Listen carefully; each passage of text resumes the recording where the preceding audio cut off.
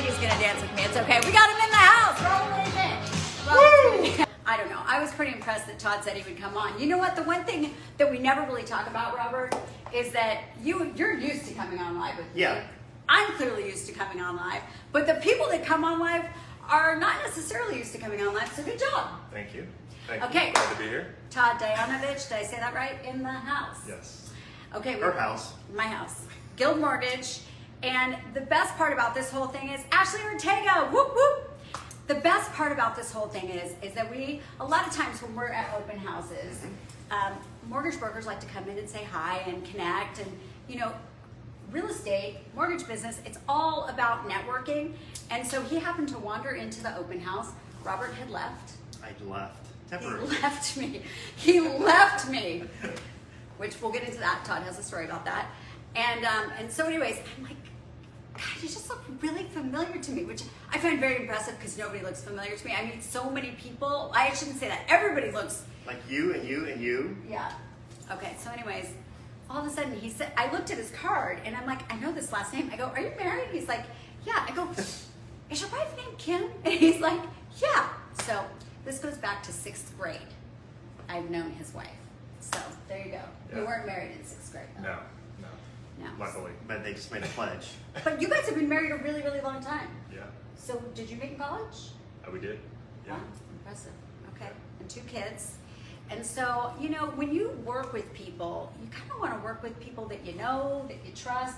Just the fact that I've known Kim 100 years, right? Oh no, it's 99 years. They've been married for forever. Like that right there gives you like incredible credibility, I feel like. Good. Okay. I'll take it. Okay, he's I'll like, take it. Well. sold, and we're off to a good start. So anyways, we were starting to talk, and you know, also when you work with somebody, it's who you connect with, who you feel comfortable with, obviously who has good programs going on. So Todd, fill us in.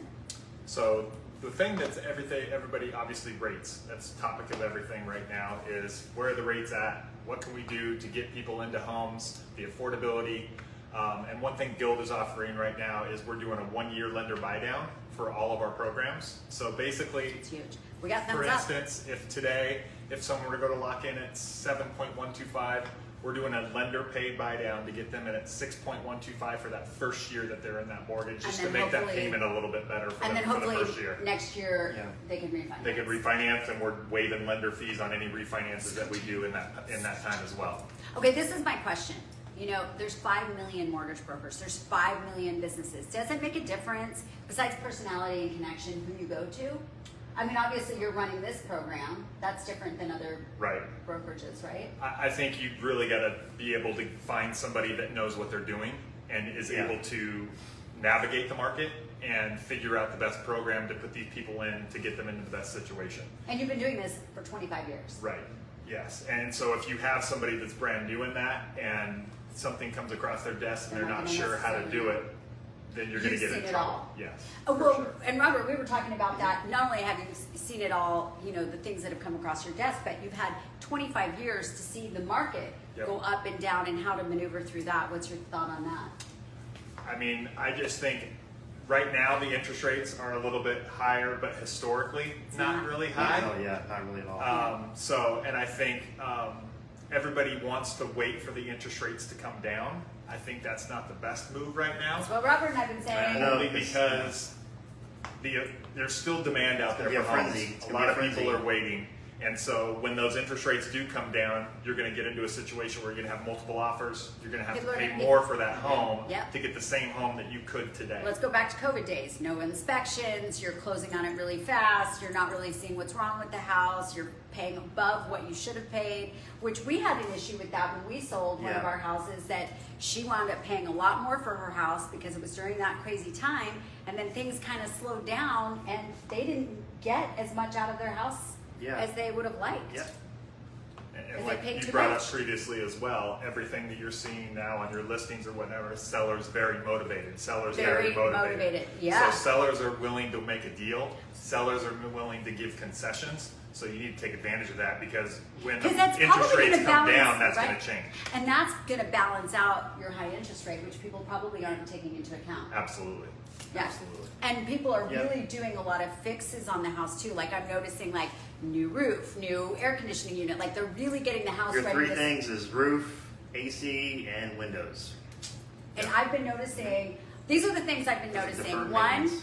seller is very motivated. Motivated seller, motivated, like all across the board. Yep. Number one. And number two is really all those big ticket items have been fixed already. And in COVID days, it was like, as is, baby. I'll give you a warranty, which is not a bad deal because some of these things can last forever. We've had roofs that are still original from 40 years. I get, But- all things being equal, right. no. When you go into a Right. house and you see that your air conditioning unit is going to die in the next 6 months, wouldn't you rather just Right. have a new one? Sellers are more willing to do that now and negotiate those vendors than they Yeah. are going to be if the rates drop and they have Yeah. multiple offers over asking price, Yeah, for sure.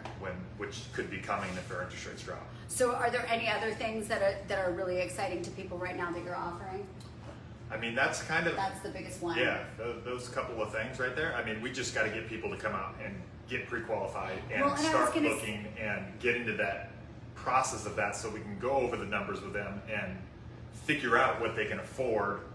It's not as bad as a lot of people think. Okay, I was just gonna say that. So, what does it take to qualify for a home? Like, what does that look like? And are there a lot of tricks that you have up your sleeve that you can help get people into a home if they think they can't?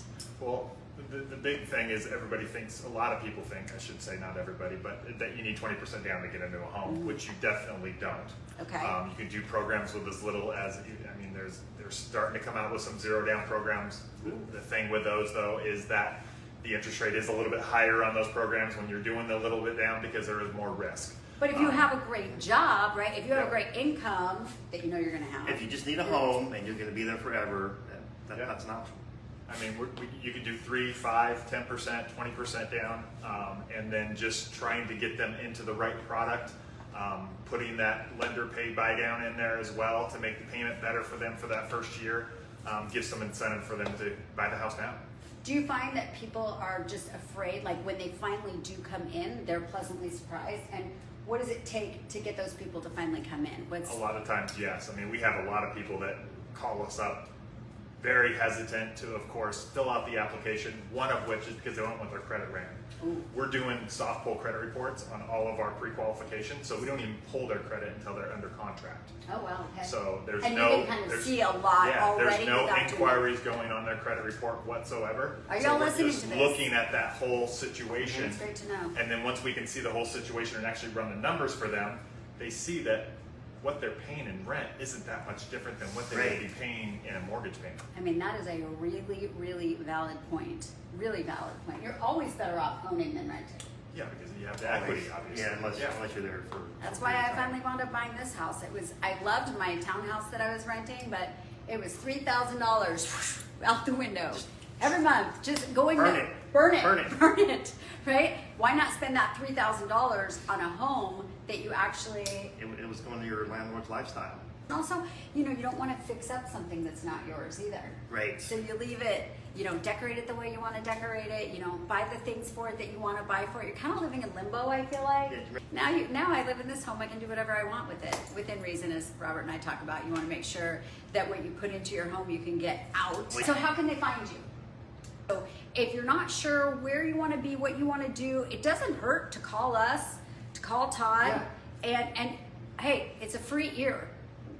We'll listen to you and we'll give What you do our I advice. do? What do I need help? I just need some advice.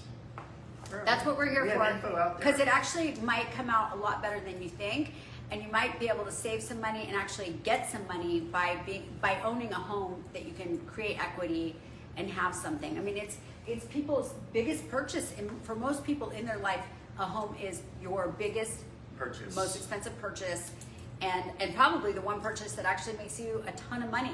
And so find a home, find a good home that has good bones, stay in it, love in it, live in it, create a life in it, and then when you sell it, that's your nest egg. All these people in this neighborhood have created a nest egg just by owning a home. And Todd can help you, and we can help you. So what are you waiting for? Right? What are you waiting for? Let's go buy a house. Let's go. Call us. We'll take it.